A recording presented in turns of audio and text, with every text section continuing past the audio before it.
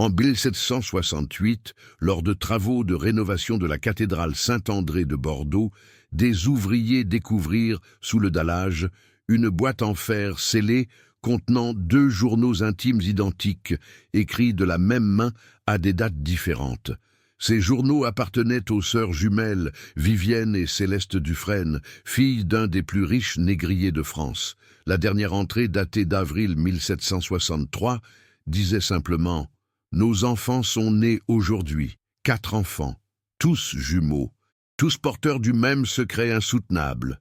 Que Dieu nous pardonne ce que nous avons fait à Gabriel. » Ce qui s'est passé entre les pages de ces journaux est resté caché pendant des siècles, jusqu'à ce qu'un historien audacieux les traduise en 1889.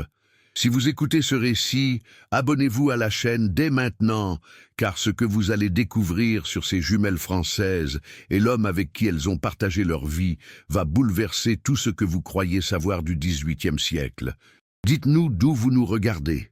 Cette histoire commence à Bordeaux, cœur battant du commerce triangulaire français, où 2 sœurs jumelles ont orchestré l'un des secrets les plus troublants de l'époque coloniale.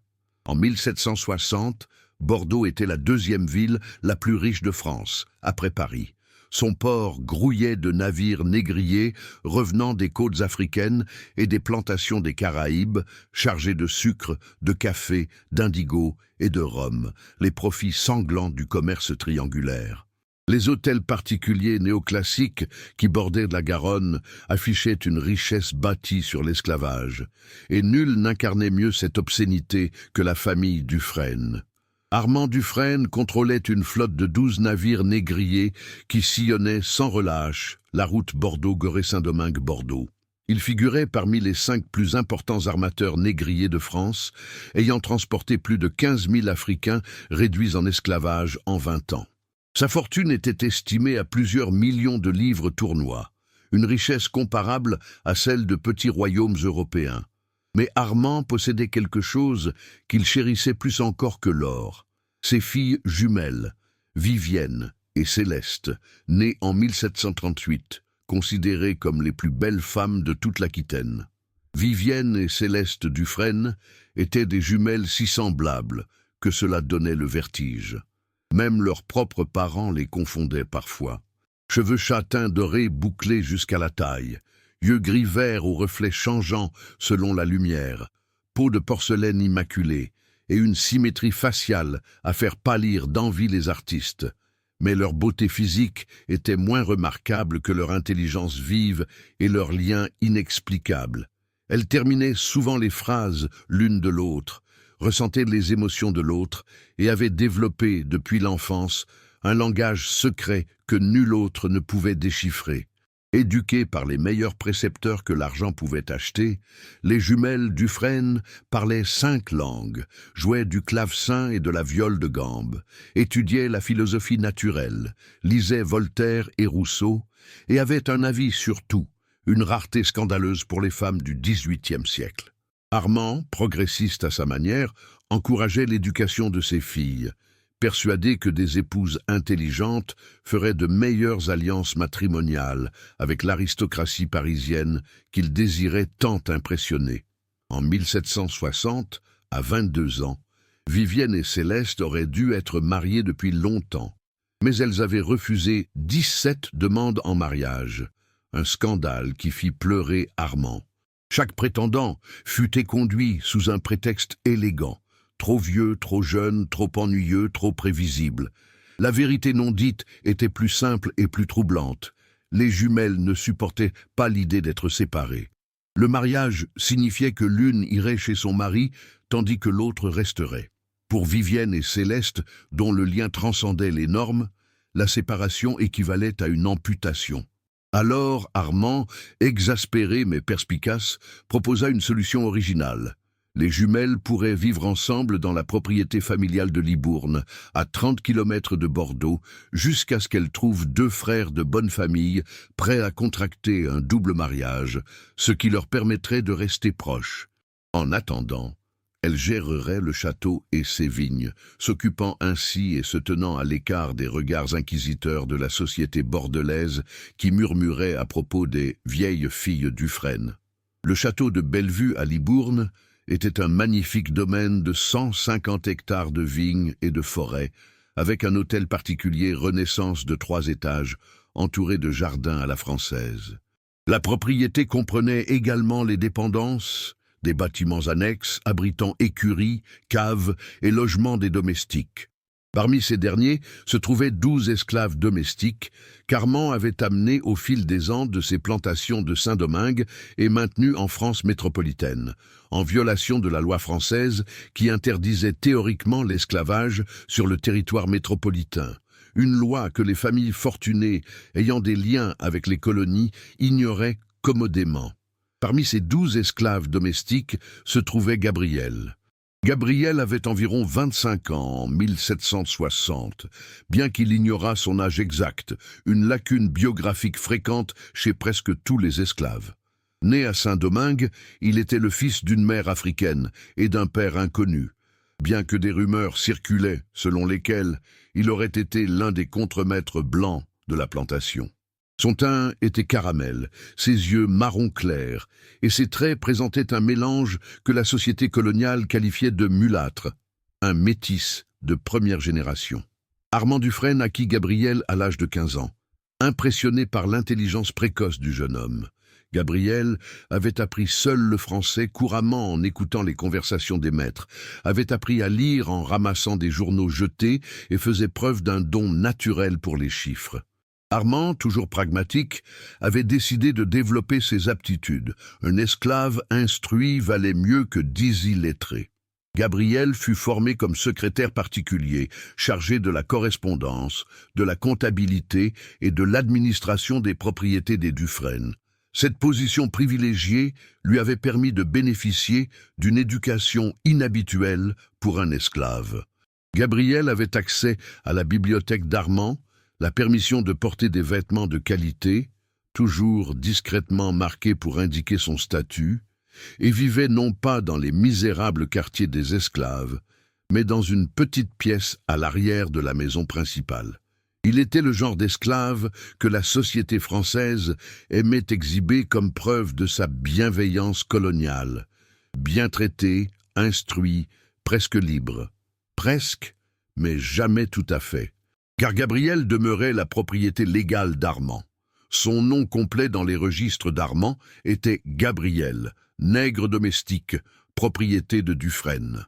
Il ne pouvait aller où bon lui semblait, travailler pour qui il voulait, se marier sans l'autorisation de son maître, accumuler des biens et ne possédait aucun droit. Son existence entière dépendait du bon vouloir d'Armand Dufresne qui pouvait le vendre, le battre ou le tuer en toute impunité.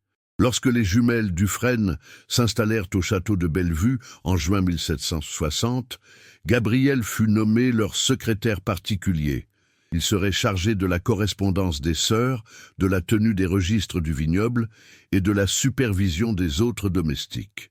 C'était un poste de confiance et de responsabilité, et un piège parfaitement orchestré. Les premiers mois s'écoulèrent sans incident notable. Gabriel accomplissait ses tâches, avec une efficacité discrète, toujours présent mais jamais intrusif, ne parlant que sur commande, gardant les yeux baissés comme on attendait d'un homme réduit en esclavage, en présence de dames blanches. Vivienne et Céleste le traitaient avec la courtoisie distraite que les aristocrates réservaient à leurs domestiques compétents, une reconnaissance de sa fonctionnalité sans véritable reconnaissance de son humanité. Mais quelque chose se tramait sous le vernis de la normalité. Les jumeaux, isolés à Libourne et lassés de la vie rurale après l'effervescence bordelaise, commencèrent à s'intéresser de plus près à Gabriel. Ils remarquèrent sa vive intelligence lorsqu'il corrigea discrètement les erreurs de leur conte. Ils remarquèrent son éducation autodidacte lorsqu'ils le surprirent en train de lire Montesquieu à la bibliothèque. Il s'excusa 1000 fois, mais ils étaient intrigués, non offensés. Ils remarquèrent sa beauté physique, car Gabriel était indéniablement beau, avec ce mélange de traits que la société coloniale fétichisait tout en le condamnant officiellement. Le journal de Vivienne, daté de septembre 1760, contient la première mention significative. « Céleste et moi avons parlé de Gabriel aujourd'hui. Elle m'a confié l'observer souvent. fasciné par la contradiction qu'il représente. Un esclave qui lit de la philosophie, un homme considéré comme une propriété et dont l'esprit est nettement supérieur à celui de la plupart des prétendants insipides que papa nous a présentés. Je lui ai avoué partager sa fascination. Il y a chez Gabriel quelque chose de profondément troublant et de profondément intrigant. Il se situe en marge de toutes les catégories qu'on nous a inculquées. Il n'est pas tout à fait noir, mais il n'est pas blanc. Il n'est pas libre, mais il n'est pas ignorant. Il n'est pas notre égal, mais certainement pas notre inférieur intellectuel. Quel genre de créature est-ce cela, produit du système colonial, et pourquoi ne puis-je m'empêcher de penser à lui? Cette fascination était dangereuse, et les jumeaux le savaient. La France du XVIIIe siècle connaissait des hiérarchies raciales aussi rigides que dans n'importe quelle colonie des Caraïbes. Les relations sexuelles entre femmes blanches et hommes noirs ou métis étaient considérées comme le tabou absolu. Bien pire que l'inverse. Pourtant monnaie courante dans les colonies, le viol des esclaves par les maîtres blancs était si fréquent qu'il était pratiquement institutionnalisé. Mais une femme blanche choisissant un homme noir, c'était une transgression impardonnable, une souillure raciale, une trahison de la blancheur elle-même. C'était passible de déshéritage total, d'ostracisme social permanent, et parfois même d'emprisonnement. Mais la connaissance du danger éteint rarement le désir interdit, elle l'amplifie souvent. Et les jumeaux Dufresne, qui avaient passé leur vie entière à voir tous leurs caprices satisfaits, n'avaient pas l'habitude de se priver de quoi que ce soit. L'automne 1760 apporta les vendanges, période de travail intense, mais aussi de festivités dans les domaines viticoles.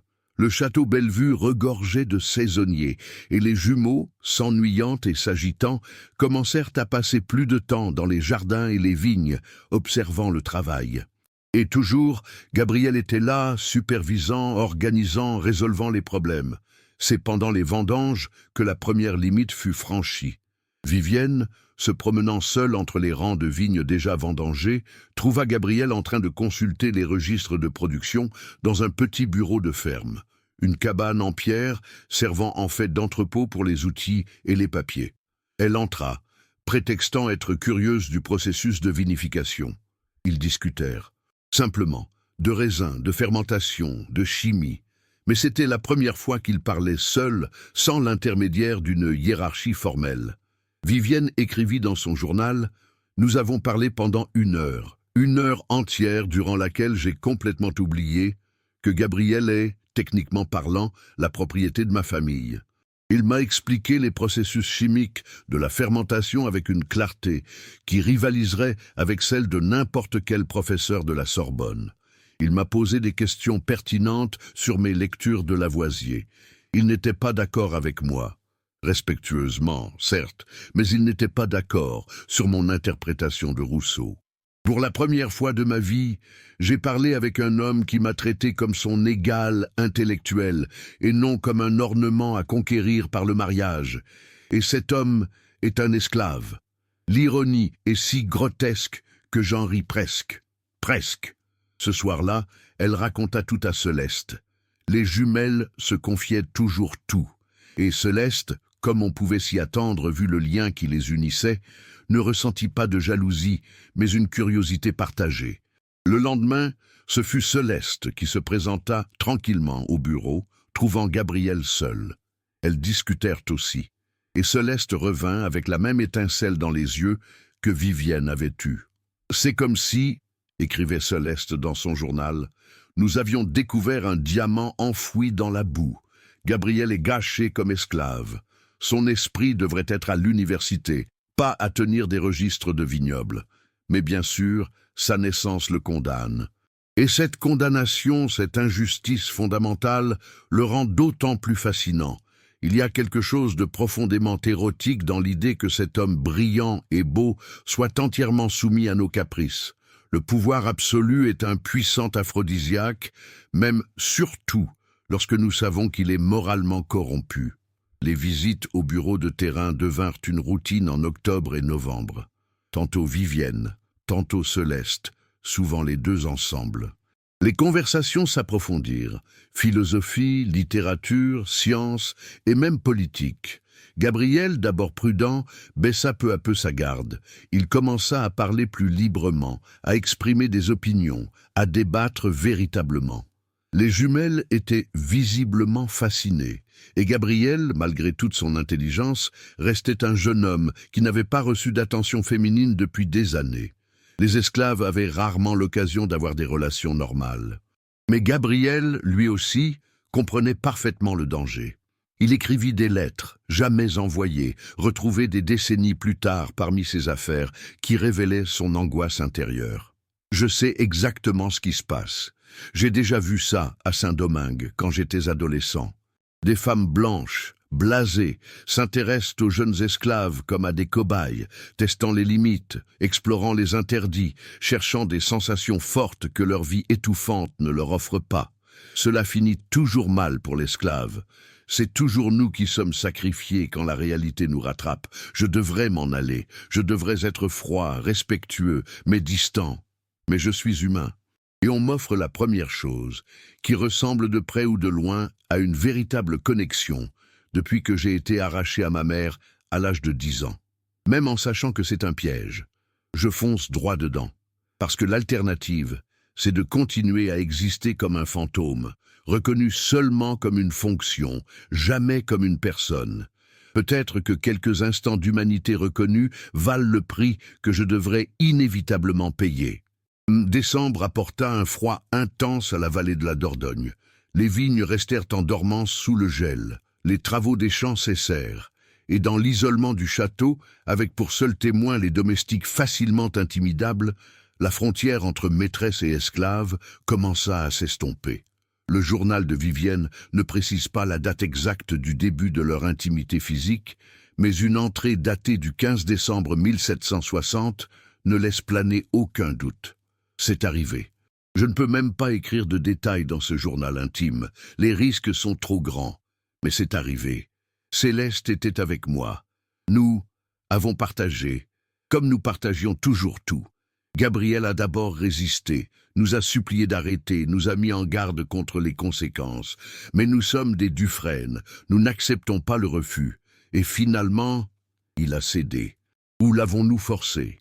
Cette distinction existe-t-elle encore quand l'un des deux a un pouvoir absolu sur l'autre? Ce sont des questions que je préfère ne pas trop méditer.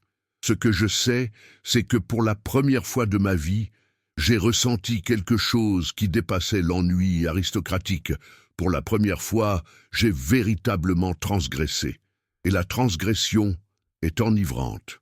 L'hiver 1760-1761 fut marqué par des rencontres régulières. Le bureau de campagne, désormais vide pour l'hiver, servait de lieu de réunion. Parfois, les réunions se tenaient dans une pièce rarement utilisée du château, tard dans la nuit. Les jumeaux mirent au point un système de signaux et d'horaires, et Gabriel, tiraillé entre l'impossibilité de refuser et une certaine attirance, car lui aussi était humain et les jumeaux étaient objectivement beaux et intellectuellement stimulants, continua d'y participer. Mais peut-on qualifier de consentement une participation sous contrainte implicite ? C'est cette question qui rend toute cette histoire profondément troublante. Juridiquement, Gabriel ne pouvait pas refuser. Son corps ne lui appartenait pas. Il était la propriété d'Armand Dufresne. Si les jumeaux voulaient l'utiliser pour leurs expériences, quel recours avaient-ils ? Dire non pouvait entraîner une punition, la vente, voire la mort. La société n'aurait jamais cru qu'un esclave puisse refuser les avances de femmes blanches. La simple idée aurait été considérée comme un blasphème contre l'ordre naturel. Gabriel participa donc, et les jumeaux, dans leur arrogance aristocratique, interprétèrent cette participation comme un désir mutuel, s'aveuglant commodément sur l'énorme déséquilibre des pouvoirs. Il y avait aussi quelque chose de profondément troublant dans cette dynamique. Les jumelles partageaient Gabriel simultanément, jamais individuellement. Vivienne et Céleste faisaient tout ensemble, comme toujours.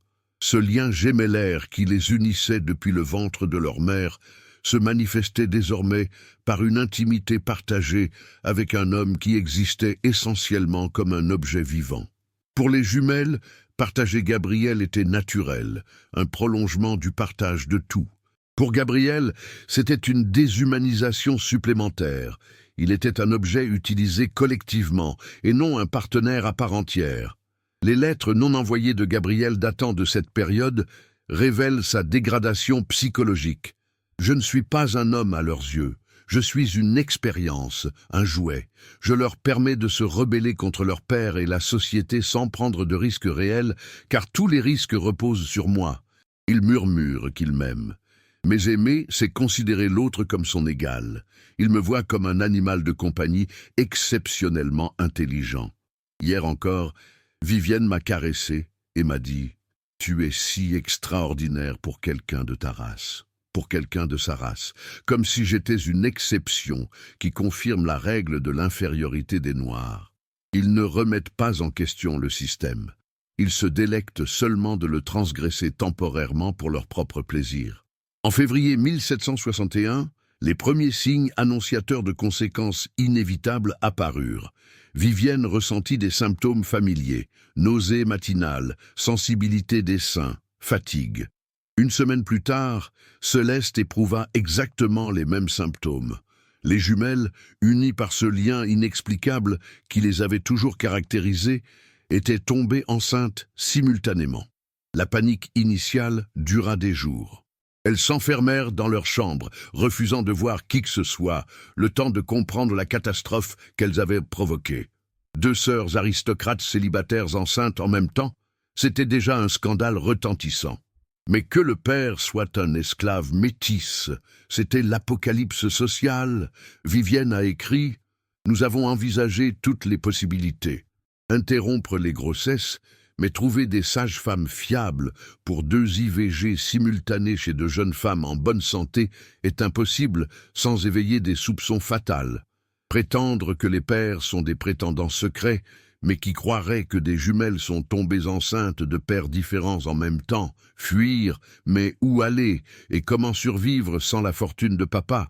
Toutes les options sont impossibles. Sauf une, mentir si effrontément que la vérité en devienne impensable. Nous ne pouvons pas cacher que nous sommes tombés enceintes simultanément, mais nous pouvons contrôler le récit des circonstances. Le plan conçu par les jumeaux témoignait d'une intelligence stratégique remarquable. Ils écriraient à Armand pour lui avouer une liaison scandaleuse, mais pas avec Gabriel. Ils inventeraient un amant fictif, un jeune aristocrate parisien venu à Libourne sous un pseudonyme, un homme marié de haute lignée qui aurait séduit les 2 jumeaux lors de rencontres secrètes à l'automne. Impossible, audacieux, mais peut-être suffisamment plausible pour expliquer des grossesses simultanées tout en préservant l'espoir d'une éventuelle réinsertion sociale. La lettre fut envoyée en mars 1761. La réponse d'Armand arriva 2 semaines plus tard, portée par un messager spécial, une fureur absolue. Il se rendrait immédiatement à Libourne pour régler ce désastre. Les jumeaux eurent quelques jours pour préparer des détails convaincants à leur histoire inventée. Mais une complication cruciale qu'ils n'avaient pas anticipée est apparue. La biologie ne coopère pas avec les mensonges. Armand Dufresne débarqua au château de Bellevue en avril 1761, tel un ouragan. Il interrogea ses filles pendant des heures, exigeant le moindre détail de la prétendue liaison avec le mystérieux aristocrate. Les jumelles maintinrent leur récit parfaitement synchronisé, non fictif, dates précises, descriptions élaborées de rencontres qui n'eurent jamais eu lieu. Elles étaient convaincantes car elles étaient des actrices nées, car elles avaient répété méticuleusement et parce qu'Armand voulait les croire. L'alternative, que ces filles se soient comportées de façon si scandaleuse, sans même l'excuse d'être victimes d'une séduction aristocratique, était tout simplement inconcevable. Armand décida que les jumeaux resteraient à Libourne pendant leur grossesse, à l'abri des regards bordelais. Après les naissances, il inventerait des histoires pour couvrir les événements. Des mariages secrets déjà annulés, un veuvage prématuré. Avec suffisamment d'argent et de relations, même les plus grands scandales peuvent être étouffés. Et Armand Dufresne ne manquait pas des 2. L'été et l'automne 1761 se déroulèrent dans un isolement quasi carcéral. Les jumeaux n'étaient-ils pas autorisés à quitter le domaine du château? Armand avait placé des intendants de confiance pour les surveiller. Quant à Gabriel, désormais sous haute surveillance pour avoir simplement été présent durant la période des prétendues séductions, il fut muté aux vignes, tenu à l'écart de la demeure principale.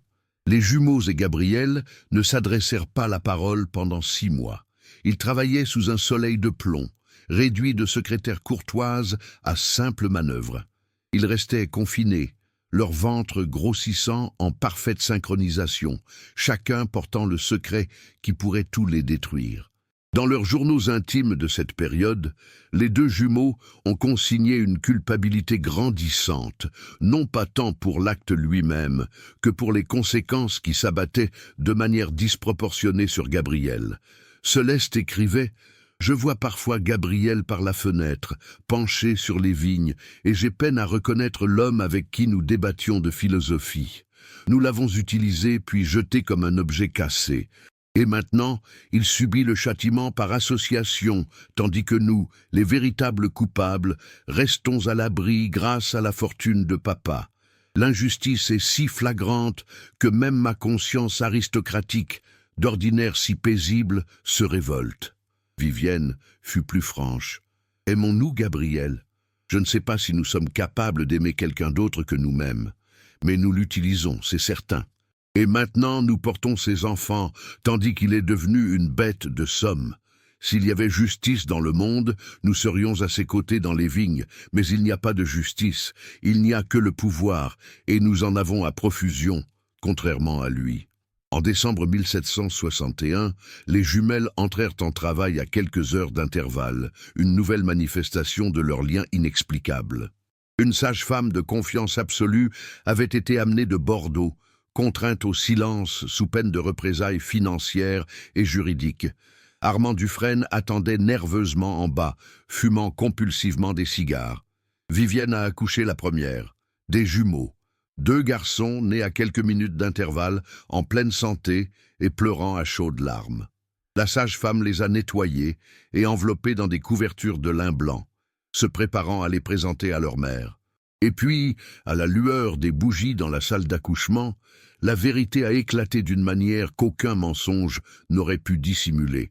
Les bébés de Vivienne étaient manifestement métis. Sans subtilité, c'était évident. Un teint clair, mais nettement plus foncé que celui des bébés européens typiques, avec une nuance caramel diluée.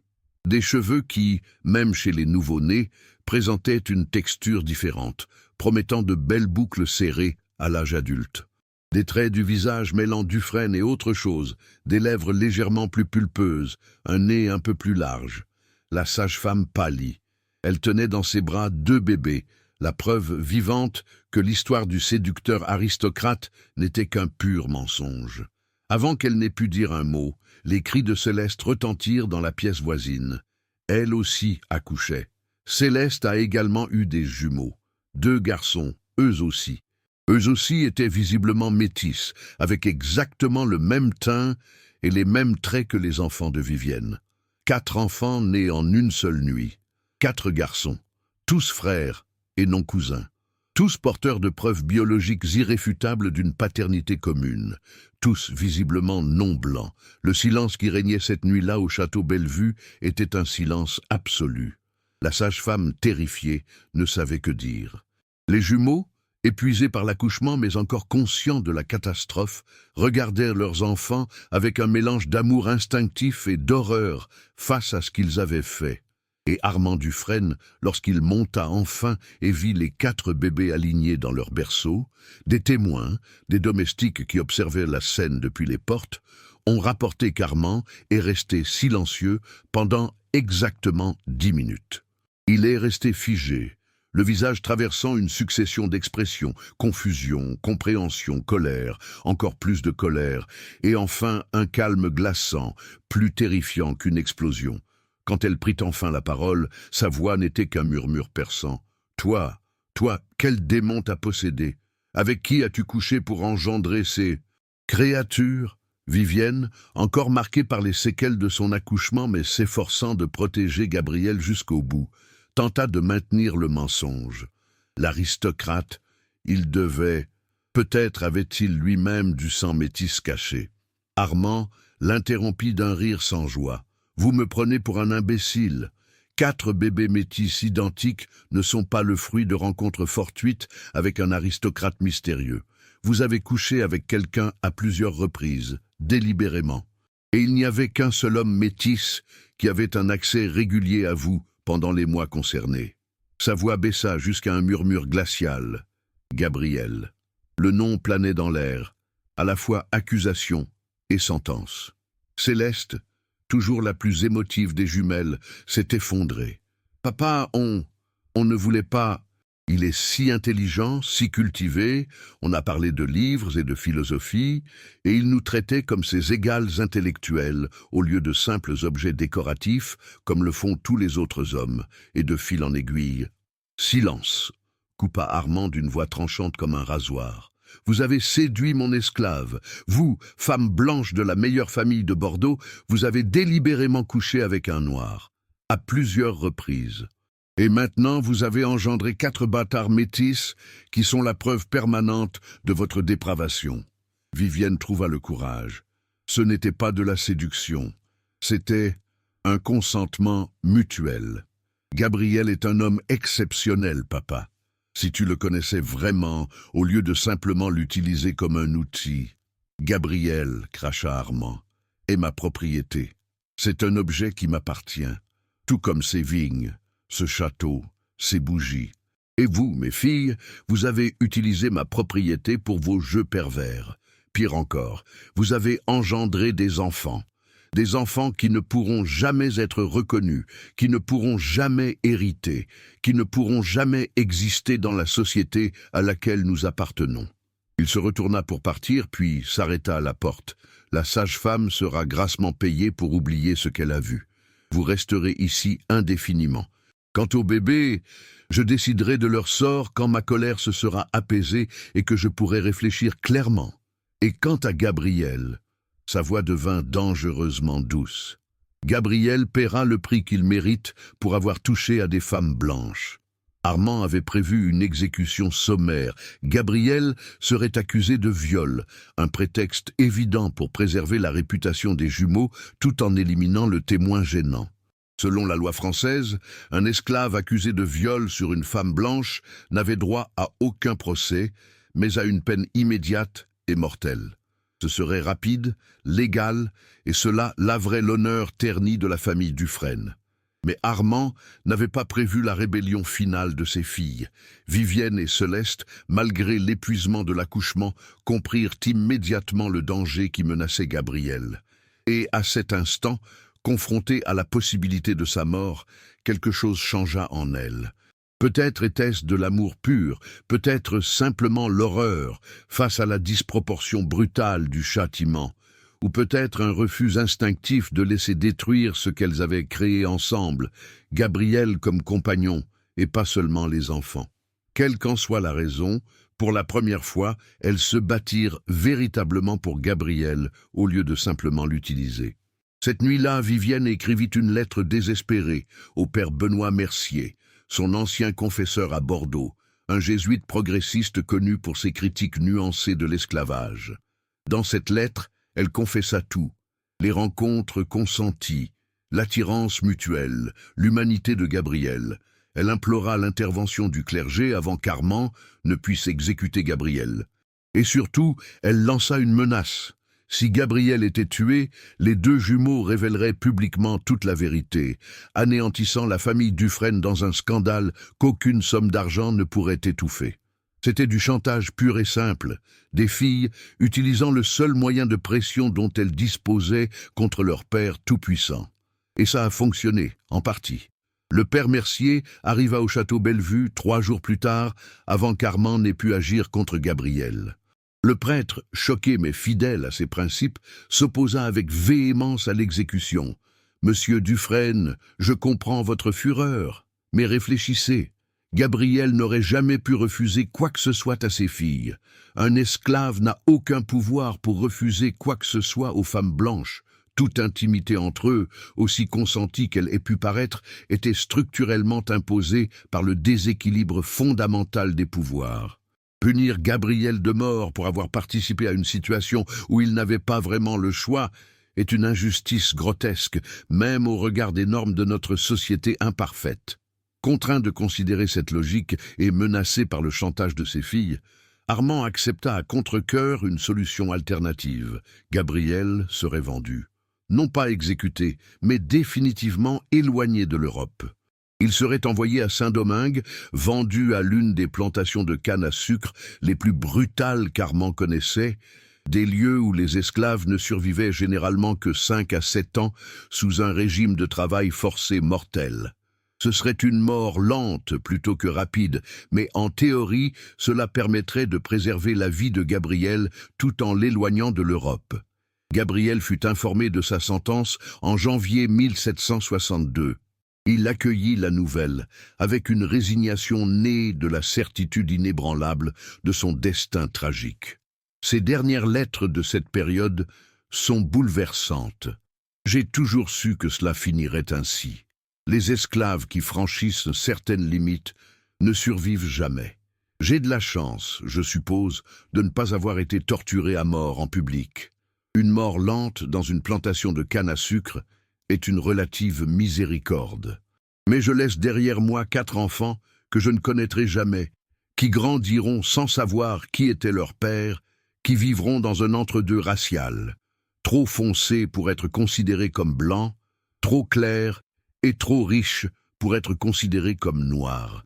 Quelle vie auront ces enfants? Et Vivienne et Céleste, m'ont-elles aimé? Je ne sais pas encore. Mais j'espère qu'elles éprouveront un peu de culpabilité, un peu de remords pour le prix que leur a coûté leur curiosité. Les jumeaux supplièrent Armand de revenir sur sa décision, mais il resta inflexible. Gabriel partirait en février sur le prochain bateau pour Saint-Domingue. Ils demandèrent à lui dire au revoir. Armand refusa. « Vous avez perdu tous vos privilèges, » déclara-t-il. « Soyez reconnaissants que je permette aux enfants de vivre. » Car Armand avait déjà décidé du sort des 4 bébés. Il serait élevé au château Bellevue, officiellement comme enfant adopté de parents éloignés, aujourd'hui décédés, de la famille Dufresne. La société bordelaise serait informée que les jumeaux, par charité, avaient recueilli des orphelins métis, enfants de cousins ayant épousé des femmes de couleur dans les colonies.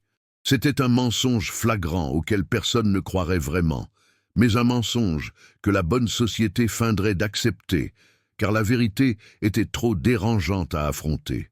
Les 4 garçons grandiraient en sachant qu'ils étaient différents, qu'ils n'étaient pas de vrais Dufresne, sans jamais en connaître la raison exacte.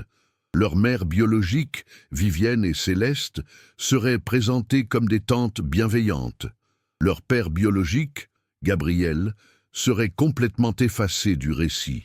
Gabriel fut embarqué à bord du Dauphin victorieux le 18 février 1762, enchaîné dans la cale avec 120 autres esclaves déportés vers les plantations des Caraïbes. Les jumeaux, depuis la fenêtre du château, le regardèrent partir en calèche pour Bordeaux.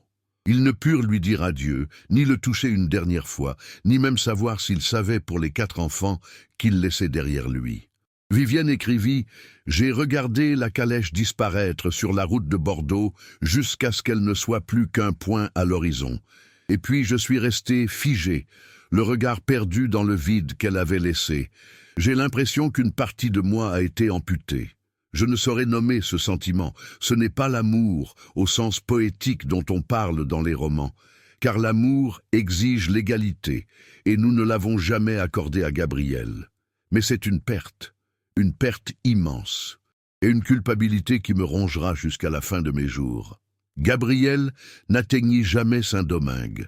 Le Dauphin victorieux coula lors d'une tempête au large des Bermudes en mars 1762.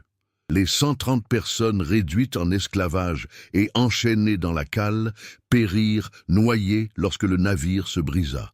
23 membres d'équipage blanc survécurent dans les canots de sauvetage. Tous les esclaves moururent. Lorsque la nouvelle parvint à Bordeaux en mai, Armand raya simplement Gabriel de ses registres d'inventaire. Gabriel, esclave domestique, disparut en mer, valeur de 1200 livres, déduite de l'assurance du navire. Les jumelles apprirent la nouvelle en silence. pas de larmes en public, elles ne pouvaient pleurer publiquement un esclave. Mais leurs journaux intimes de cette période témoignent d'une douleur authentique. Céleste, il est parti. Mort d'une façon qui ne laisse même pas de corps à enterrer, noyé, enchaîné dans l'obscurité, puni pour le crime d'avoir suscité notre désir. Et nous ne pouvons même pas faire notre deuil correctement. Nous devons faire comme si sa mort était insignifiante, une simple perte de propriété. Mais j'ai perdu quelque chose d'innommable, et nos 4 enfants ne connaîtront jamais l'homme brillant qu'était leur père. Les jumeaux passèrent les années suivantes dans la solitude. Ils restèrent au château de Bellevue, élevant leurs 4 garçons sous couvert d'adoption. La société bordelaise les évitait. Chacun savait qu'un scandale s'était produit, même sans en connaître les détails. Les jumeaux se retirèrent du monde, consacrant toute leur énergie à l'éducation de leurs enfants. Et les garçons, Baptiste et Laurent, les fils de Vivienne, Mathieu et Alexandre, les fils de Céleste, grandirent dans un profond malaise existentiel. Métis, ils vivaient dans une société qui ne leur réservait aucune place. Trop riches pour être ouvertement discriminés, trop visiblement non blancs pour être pleinement acceptés. Ils pressentaient que leurs origines posaient problème, mais toutes les questions étaient éludées par de doux mensonges. Ce n'est qu'en 1778, lorsque Baptiste eut 16 ans, que Vivienne finit par révéler la vérité.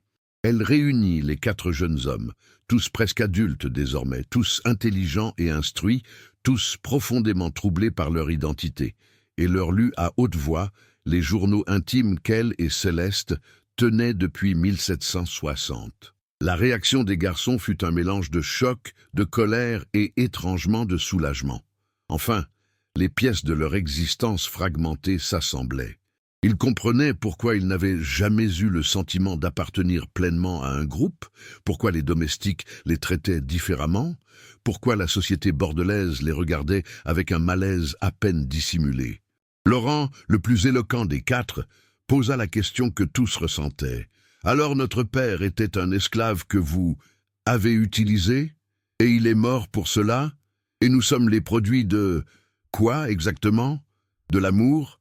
De la luxure, de la curiosité, d'une rébellion contre les conventions? » Vivienne, aujourd'hui quadragénaire et marquée par des années de culpabilité, a finalement répondu honnêtement « Je ne sais pas si nous aimions Gabriel, mais je sais que nous l'avons traité comme un objet alors qu'il méritait d'être traité comme un homme.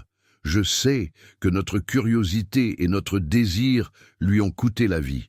Je sais que vous 4 existez parce que nous avons franchi une limite qu'il n'aurait jamais fallu franchir, non pas parce que cette limite était moralement légitime, mais parce que la franchir a eu des conséquences que nous n'étions pas prêts à assumer.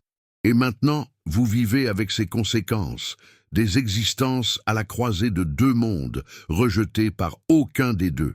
C'est Céleste qui proposa la solution qui allait changer le destin des 4 jeunes hommes, quitter la France. La Louisiane, alors territoire espagnol mais abritant encore une importante population française, offrait une société plus tolérante sur le plan racial. Là-bas, les gens de couleur libre formaient une classe respectée. Les garçons pourraient mener une vie épanouie, se marier, prospérer, sans être constamment stigmatisés par leurs origines scandaleuses. En 1779, les 4 jeunes gens embarquèrent pour la Nouvelle-Orléans avec une fortune considérable. Vivienne et Céleste avaient liquidé leurs héritages pour financer leur voyage. Ils s'installèrent en Louisiane, épousèrent des femmes créoles libres et fondèrent des familles. Leurs descendants finirent par intégrer la riche classe créole de la Nouvelle-Orléans. Ils existent encore aujourd'hui, bien qu'ils ignorent tout des circonstances exceptionnelles de leurs origines au XVIIIe siècle. Vivienne et Céleste restèrent au château de Bellevue jusqu'à leur mort. Vivienne mourut en 1788, un an avant la Révolution française. Céleste vécut jusqu'en 1794 et fut témoin de la terreur qui anéantit l'aristocratie à laquelle elle avait appartenu. Aucune des jumelles ne se maria. Elles vécurent et moururent ensemble, unies par une culpabilité partagée et l'amour qu'elles portaient aux 4 enfants qu'elles élevèrent en secret. Les journaux intimes étaient scellés dans un coffret en fer avec la consigne de ne les ouvrir que 50 ans après la mort des jumelles. Lorsqu'ils furent finalement découverts en 1768 lors de travaux de rénovation à la cathédrale, Céleste les avait légués à l'Église dans son testament. Ils provoquèrent un léger scandale parmi les historiens. Mais la France de 1768 était trop préoccupée par ses propres bouleversements politiques pour s'intéresser à un scandale colonial vieux de plusieurs décennies. Que reste-t-il de cette histoire extraordinaire? 4 lignées créoles, en Louisiane, des descendants vivants porteurs des gènes de Vivienne, Céleste et Gabriel, ignorant tout de leurs origines. Une boîte de lettres et de journaux intimes aux archives de Bordeaux rarement consultées, et des questions éthiques qui demeurent sans réponse facile. Les jumelles Dufresne étaient-elles des femmes malfaisantes qui ont abusé de leurs privilèges raciaux pour exploiter un homme vulnérable? Ou étaient-elles des femmes cherchant à tisser des liens authentiques dans une société étouffante, faisant des choix imparfaits dans un contexte impossible? Gabriel était-il une pure victime d'un système cruel? Ou avait-il une certaine marge de manœuvre, un réel choix dans sa participation? La vérité, comme toujours avec l'esclavage, est que ce système rendait impossible toute relation véritablement consentie entre maître et esclave. Quelle que soit la sincérité de l'attirance, la profondeur des échanges intellectuels, la authenticité des sentiments, le fait fondamental demeurait que Gabriel était une propriété légale, qu'il pouvait être vendu, puni ou tué à tout moment. Dans ces conditions, aucune intimité ne pouvait être pleinement libre. Et pourtant, 4 vies humaines ont émergé de cette transgression inconcevable. 4 garçons qui ont grandi, aimé et fondé une famille. Leur existence n'était pas seulement le fruit d'un scandale, c'était des vies complètes, avec leurs joies, leurs peines et leurs réussites. Le sang de Gabriel coule encore dans les veines de ses descendants disséminés en Louisiane et au-delà.